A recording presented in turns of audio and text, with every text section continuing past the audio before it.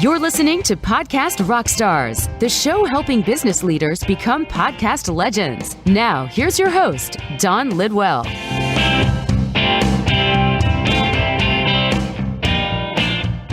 Welcome back to Podcast Rockstars, the show that helps business leaders become podcast legends. I'm your host, Dawn Lidwell, the founder of Lidwell Writing Services, and my guest today is Amy Feierman. Amy is a podcaster, entrepreneur, and educator who has been selling online for 10 years on various platforms, including Amazon and eBay. She is the co-host of the Amazon Files podcast and co-teaches the wholesale bundle system with her business partner, Kristen. Amy joins me to discuss why they decided to turn their YouTube videos into podcast episodes. We discuss how audience expectations and preferences differ between YouTube watchers and podcast listeners, and she shares tips on converting your viewers into podcast subscribers. So without further ado, here's my conversation with Amy.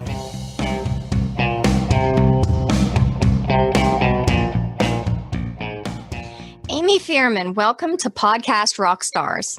I am happy to be here. So before we dive into the main topic today, why don't you tell us a little bit about you, your show, and what made you decide to start a podcast? I've been selling online for 10 years now, and the podcast came out of a desire to help others. And we started not as a podcast. We started as and I say we, Mama Income, it's a team of two of us, Kristen and myself, where we help people sell online, specifically on Amazon. And we started a show that helped people through different pain points they were having with selling on Amazon. And over the course of time, we had a lot of people saying, we're listening to you while we process, while we ride in the car. We'd really love to have a podcast to do that with. And so that kind of started our tickers going, maybe we should just take this show that we're already doing and turning it into a podcast. Unfortunately, the journey wasn't quite that simple, but I'll get into that. Well, please do. Basically what happened is, for some odd reason, I don't remember our thinking behind it. When we decided to go podcast, we didn't think, let's take content we're already creating every single week and turn it into a podcast. We thought, they want a podcast. Let's create a whole nother podcast. So our first year, for about 3 months, we recorded content for 4 months worth of podcast episodes. And we're so overwhelmed by the magnitude of that, by creating content for what was basically 2 separate shows. We were like, what are we doing to ourselves? We ended up closing that one down and taking the content we were already doing and turning it into podcast form. Now, the reason we hadn't done it previously was because I was our sole editor.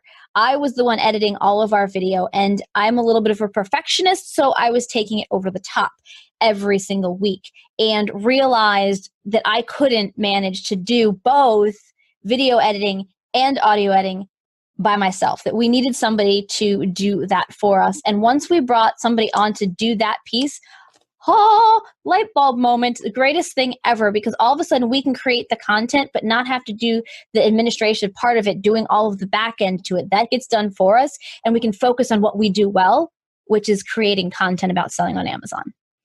So what is your process for going from video to podcast? What things do you leave in the video but not in the audio?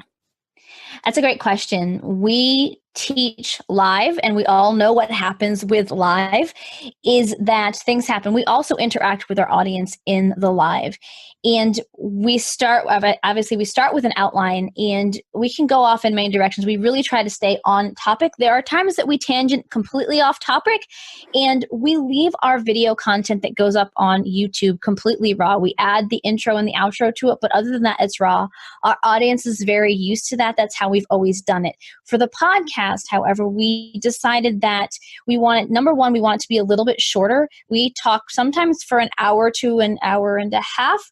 And those are a little more challenging. We tend to break those into 2 podcasts when we do that, because that's a lot to listen to in one sitting for a podcast for anybody. And so we take out certain parts. Like when we do video, we're going live, we welcome people to Zoom, and we do that whole piece, which nobody on a podcast needs to know about because they're just listening to us. So it's really understanding what the audience wants to hear in a video versus what they want to hear on a podcast, and the different type of person listening to those two different things. When you're doing something live, people listen to things differently and are expecting certain things, whereas when they're on a podcast, there's things that you cut out because it just doesn't fit the listening experience that you're doing on a podcast. So can you give us some examples of what a video audience would be okay with versus audio? Well, let's just say I use a lot of the words that you're not supposed to use, like, but all of those types of things, when you're going live and you're going completely off the cuff, tend to flow into your conversation more than they probably should. There's also pauses. There's also your mic falling and hitting the desk. There's any number of things that can happen when you go live. Oh, one episode, Kristen's smoke detector started going off. So any number of things can happen when you're live, and you just roll with the punches. The show must go on. With a podcast, because it's pre-recorded, you have the ability to edit that out. And I like to think that it makes sense to edit that out for the ease of the listener, and knowing that the environment that they're in, what they're trying to get out of it, there's part of the going live is the entertainment value of watching video. People enjoy the slip-ups that we make and all of that. Whereas on a podcast, it's a little bit different. So we make those calls on a week-to-week basis. Or we'll have one of our live episodes. We had somebody come in and make some nasty comments in our live show, and we responded during the live show. We didn't feel like that was something that necessarily needed to be there, and so we actually cut that out of the podcast. It was important to respond to it in a live environment, but people don't see the chat on a podcast, so they wouldn't necessarily know what we were responding to. And so taking those pieces out to make the listening experience better for the podcast listener, they're also able to get the piece of content they want out of that. If they're coming to listen to an episode about learning how to sell on Amazon, and somebody asks a question about something that's not relevant to that topic, but we decide to answer it because we have time at the end, we'll even cut that out sometimes because it's not relevant to that episode topic.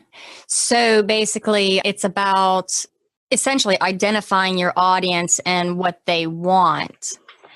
Exactly. And honestly, a podcast audience is different from your video audience. And it's just because they are a different type of student. They're learning in a different way. They're all audio. There's a difference between audio, visual, just audio, people who like to read. Everybody's a little bit different. And I find that people who consume a lot of podcasts, it's all audio. They don't need the video. And it's just making sure that the content that they're getting from it is the best that it can be. And one of the reasons why our intro to our show is usually less than 3 minutes on video or audio is for that reason. It drives me nuts to get on podcasts specifically, but videos too, where they sit there and chit chat about the random things while they're waiting for people to join. And then that gets pushed over to a podcast. I don't want to listen to that. There's actually podcasts I've stopped listening to because I don't want that 20 minutes of chit chat in the beginning. I want the content, not the chit chat stuff. And so thinking about who your audience is, some audiences love that and some don't. So really understanding who your audience is and providing what they need makes the most sense. Right. That makes complete sense. And I've actually heard several podcasts that are like the ones that you were describing, where they just kind of ramble on and on for 20, 30 minutes sometimes before they even get to the meat of the content. And I find that, I don't want to say disrespectful, because some audiences do well with that. It's just not the kind of content we enjoy listening to. And we know our students want content. They want something they can take action on and learn from versus just hearing about this annoying customer that I dealt with or this retail arbitrage solution I was in or whatever. They like to hear our stories in the course of learning what they're learning. They don't want to hear it all on the front end when it's not in context with how that can help them do what they're doing better. Right. I absolutely agree. And I think that a lot of the podcasts that are related to any type of business really is their audience is kind of like that too. They want the meat and, the meat and potatoes of the conversation. They want you to get straight to the point. They don't want a half an hour rambling. Exactly. So what kind of challenges did you face? Let's start with the video. What type of challenges did you face when you first started video content? Well, video has something that audio doesn't. Audio, you can sit at a microphone and as long as you have a quiet space, record almost anywhere. Video is a little more challenging. One of the things that we always found is we are Amazon sellers. We used to process all of our inventory out of our own homes. And so if we processed in that space, we would just have a mess behind us all the time, which wasn't the way we wanted to present ourselves.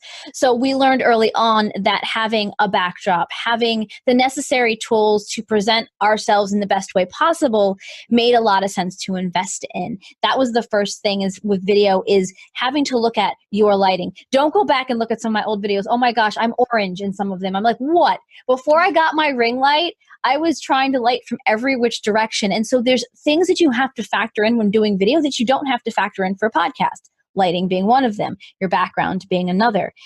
And so there's definitely, I think that's why people think go podcast first versus go video. The thing I love about going video first is that ability to have, I know that people like to say, well, I took my podcast and put it on YouTube.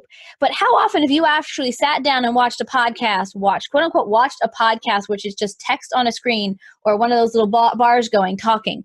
Most of the time, you're going to go to a podcast app to listen to it. You're not getting that true two different audiences like what we get. We get two different audiences, podcast and video. And I think that's the benefit there. So talking about the challenges with video, that's part one.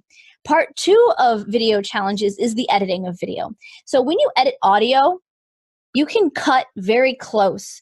Like if I make a slip up and I say or like in the middle of a sentence, I can easily remove that. You cannot do that on video because you will have a very choppy video if you do that.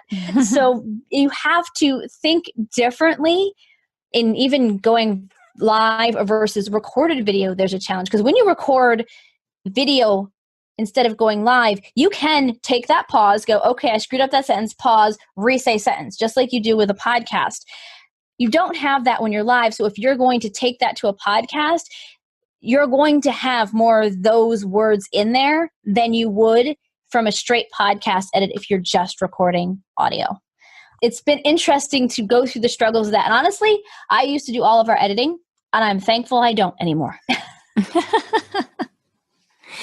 So before we started recording, you had mentioned that part of the challenge with the video whenever you first started was, just getting comfortable. Would you say that getting over that hump with starting with video has helped with getting over it with the podcast? Has that kind of eased your nerves a little bit whenever it came to getting behind the mic? So there are a couple of things that helped in that regard. When I first started doing video, it was back in the days of Periscope, and you were basically talking to yourself or talking to a screen. And there was this challenge with having a conversation with myself. I never knew what to talk about. So the first part is whether it's video or audio, one of the best things you can do is have a plan of what you're going to say before you go on to say it. Whether that's bullet points, whether that's a couple of paragraphs, whatever it looks like, for you to make you comfortable to have that conversation is to know what you're going to say. My first Periscope was 29 seconds long. Like legit, I couldn't figure out what to say for more than 29 seconds. And I'm an extrovert. I'm a people person. So all of a sudden being stuck of not having something to say was challenging. So I found that I needed to know what I was going to say before I got on. And I'm not talking about writing an entire script because then I'm just reading it, which on video looks very awkward, which you can do on a podcast as long as you work on your tonality and whatnot, so it doesn't sound like you're reading it. But having that gives you a little more comfort level. I find that if I know what I'm going to be saying to an extent, I am much more comfortable with going on and talking about it. Now, I went from video to podcast. I think no matter what, whether I started with podcast or started with video, putting your voice out there for others to consume is a struggle. And being confident in how you sound. Kristen will almost never, it's hard to get her to listen to, doesn't want to listen to our recording. So I did everything because she's like, I don't want to hear myself talk. And I think that a lot of people have that same feeling is they don't like the way they sound. And so I joined Toastmasters, and that's helped me be more confident in how I say things versus how they come out, if they come out strange, or how to adjust when you can't get the words across, and how to pause properly so that you're not either trying to race as fast as you can, which is what I used to do, is just say everything I can in the shortest amount of time possible so that I don't have to keep doing this. Being able to have those skills to be able to slow down, to know what you're going to talk about, and even practice. I used to practice in a mirror early on. I would do my Periscope before I got on Periscope just because I wasn't comfortable yet. And the reality is, if you're uncomfortable with video, you're not going to get uncomfortable with video or podcasting if you don't do it. Practice makes you better. So saying, well, I'm not good enough to do video or podcast is just putting a roadblock for yourself. You have to give it a try. You have to put it out there. You have to try something in order to be able to get over that hurdle of I'm not good at something. Amen. And I can honestly say that was probably one of the biggest reasons why I have put off this podcast for 2 years. Just because of that whole fear factor. You're putting yourself out there. But one of our previous guests had said, you just have to do it and things will evolve. You're going to make mistakes, but you're going to get better. Practice makes perfect. And practice doesn't make you perfect. Practice makes you better. There's no such thing as perfection. And that's one of the things I try to encourage people on is you are going to make mistakes. But if you don't make mistakes, you're not growing. And so the more times that you slip up and say the wrong thing, or, I've recorded things when I'm not in range of my Wi-Fi, and that makes everything very choppy and very weird. And so learning from each of those, learning about, wow, that lighting looked really bad. Being able to learn from each of those, every step of the journey that you learn from means you've gotten better at what you're doing. Agreed. So how did you guys go about promoting the podcast and getting more viewers? How did you go about getting more of your YouTube subscribers and viewers to actually listen to the podcast? That's an interesting question for us because there is definitely some crossover. There were people who were listening to it on YouTube, meaning listening to it, not actually watching it, just listening to it, who switched over to the podcast. And it was with us, because we already had a show, because we had that audience, we let them know, we've heard you, you guys asked for this, here it is. And we did promotion to our existing audience. We didn't do a lot beyond that. We've let the podcast grow organically by people searching for how to sell on Amazon, and it's done well in that. But pulling the audience over, the question you have to ask yourself is, where does my audience learn best? And a lot of what we teach, a lot of people search for on YouTube.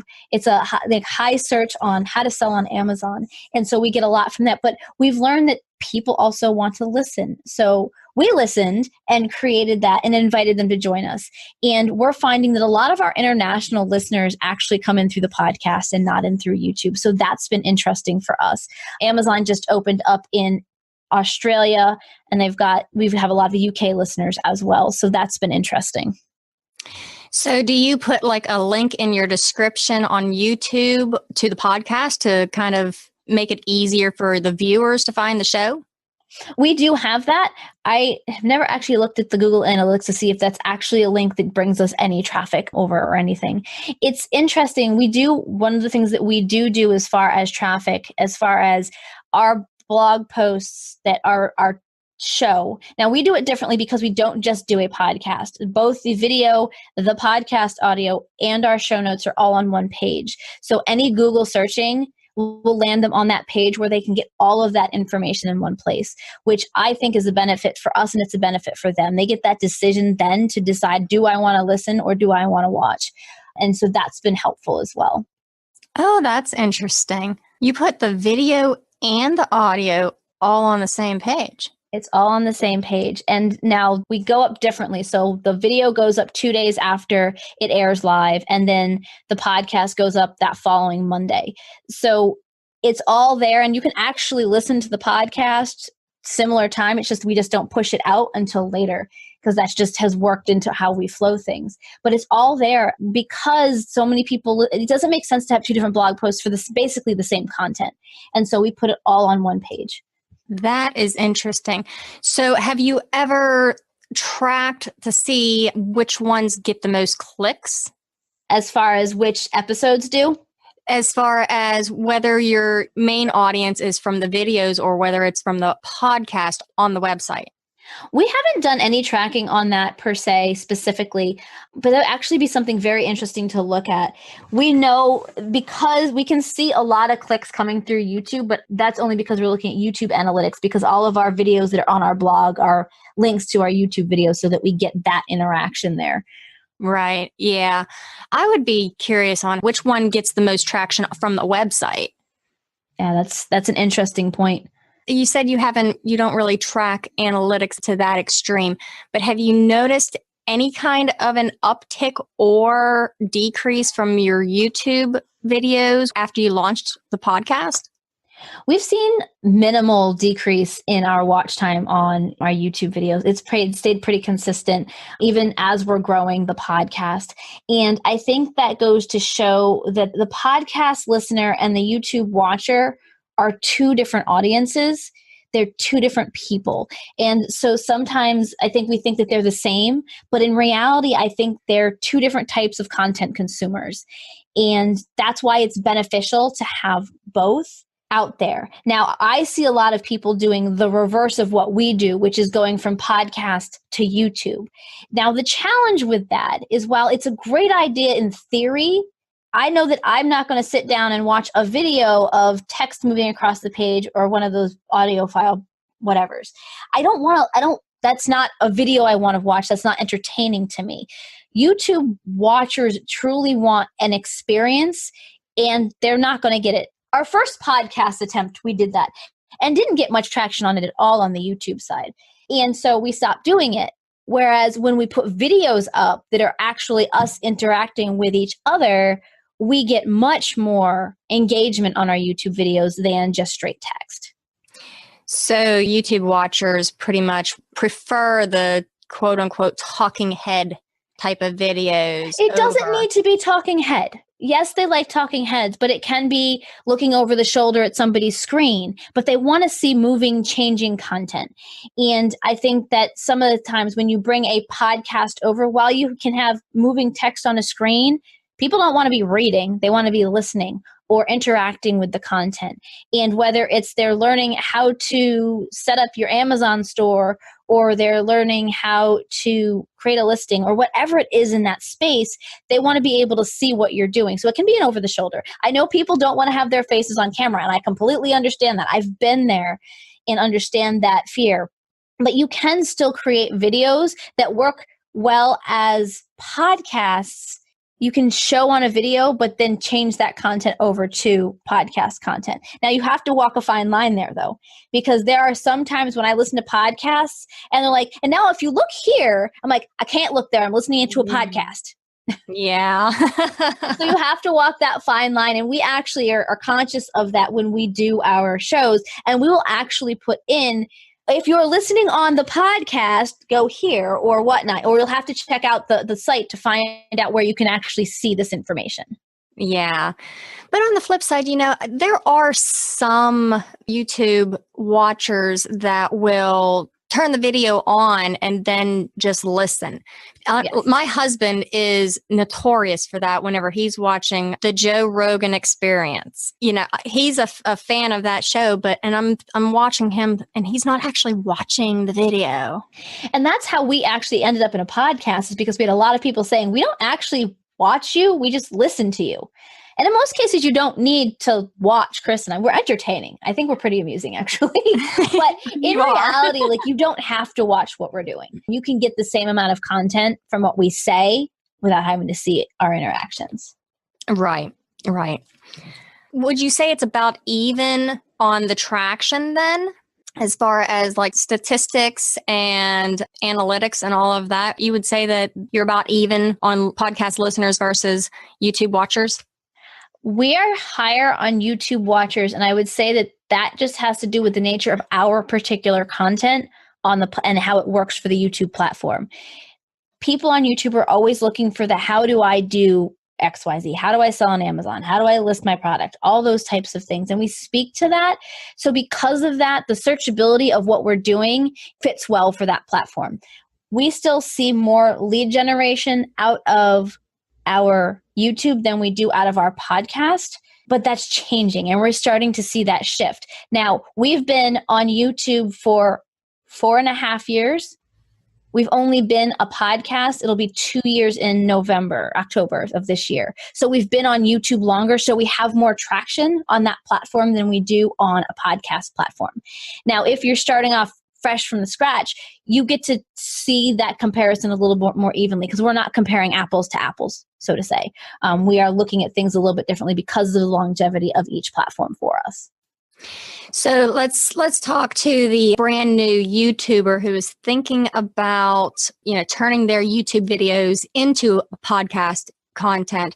What would you recommend for promotion to get those videos kind of out there and found? We're going from YouTube to podcast or the reverse? From YouTube to podcast. We're talking about marketing from one platform to another.